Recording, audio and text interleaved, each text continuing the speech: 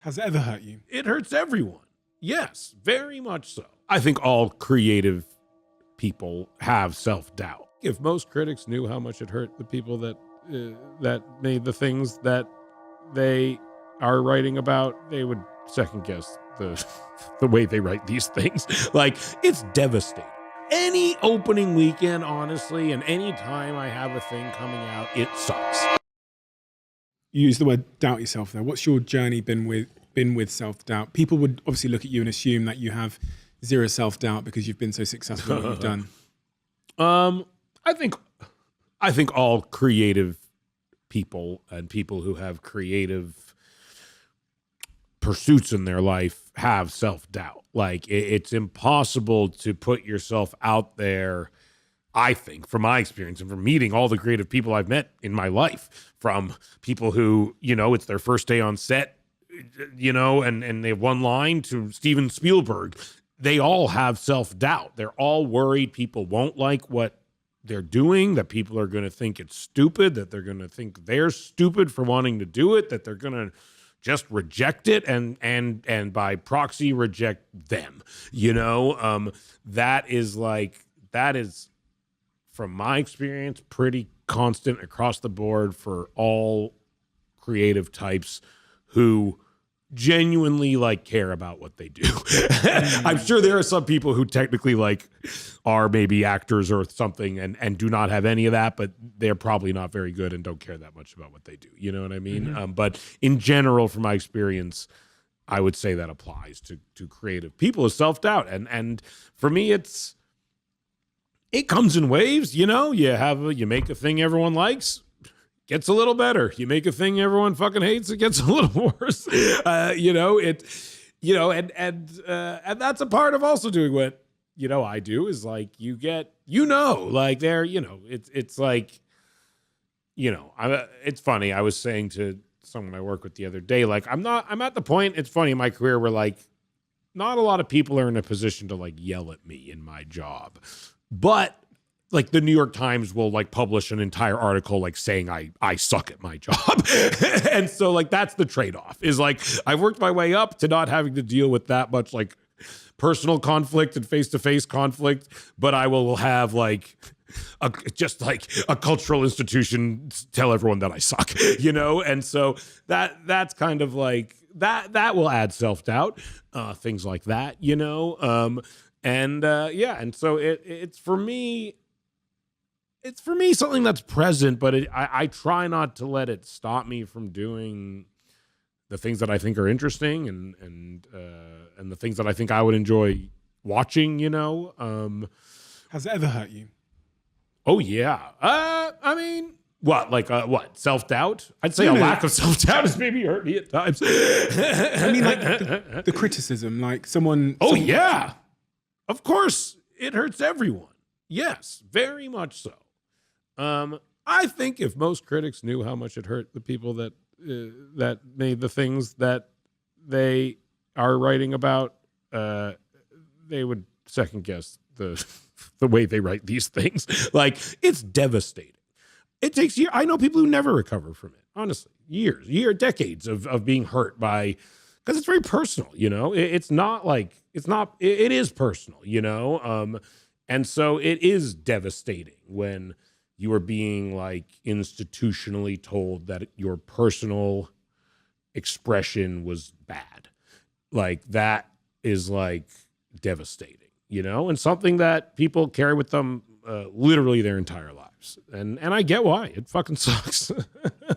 I was reading through various moments in your life where, you've had back-to-back successes, so it's hard to find something that categorize. That's definitely not true. No, you have. You seem to, from the bird's eye view, you look at your work, your portfolio, and you go, I've been trending well. Yeah, you've been trending well. The thing you talk about, and you've spoken about in interviews, is Green Hornet, where you received some critical reviews for that.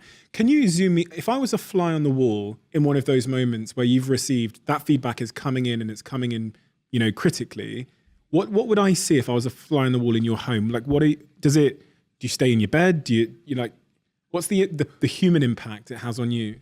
It's different things. And I think there's different You know, and that's another funny thing about making movies is like, and having like, and just being like a person who works a lot is like life goes on. Like you could be making another movie as your movie is bombing, which is a funny thing because it's bittersweet because like you know that things will be okay. You're already working. You know what I mean? If the fear is the movie bombs and you won't get hired again, well, you don't have to worry about that. You've been hired. It's too late. You know.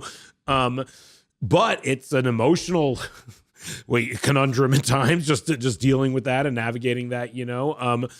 For Green Hornet, it's fine. Literally, yeah, like the critics the reviews were coming out and it was pretty bad and people just kind of like hated it. Like it seemed like a thing people just were taking like joy in disliking a lot. You know what I mean?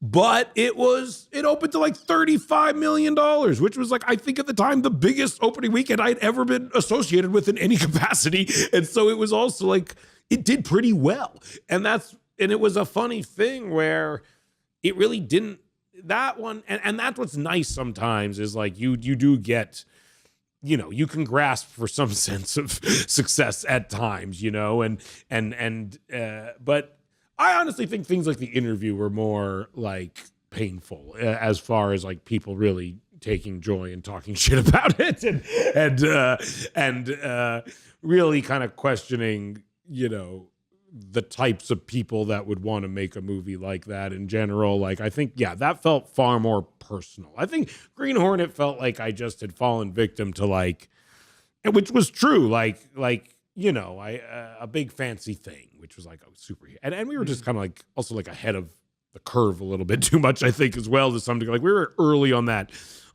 wave, you know, and so I think that was easier to deal with in a lot of ways because it was like not so much like a creative failure on our parts, but more like a conceptual failure. I think like The Interview, people more treated us like we had creatively failed, which sucked much worse. And that's happened a few times, yeah, where people really act like we've just, and again, I'm not going to act like this is that bad. Like this is not, on the grand scale of things in life, it's not that bad. Like, and I've gotten much better at dealing with it as well. And I think when I was younger, I really like did not have as much perspective as I do. And now I do not carry it with me nearly as much as I used to, you know? Yeah. It's like, it is the center of your world though, these things, because you've poured your creative heart into something. So it is you.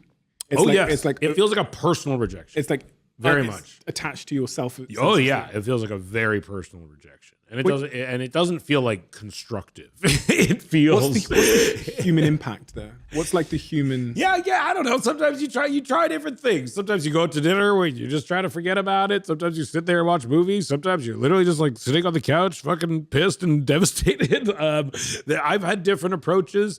Sometimes I would go to the beach. I used to have a house on the beach, and I would go to the beach the weekends my movies came out. Any opening weekend, honestly, and any time I have a thing coming out, it sucks because it just is stressful. It's like birth, like which is just an inherently painful process. Even though it is maybe bringing something beautiful into the world, it is a painful act. And I think that is like what releasing a movie is for the people who made it, is like, in some ways, it's inherently painful. If you love the Diary of a CEO brand and you watch this channel, please do me a huge favor. Become part of the 15% of the viewers on this channel that have hit the subscribe button. It helps us tremendously, and the bigger the channel gets, the bigger the guests.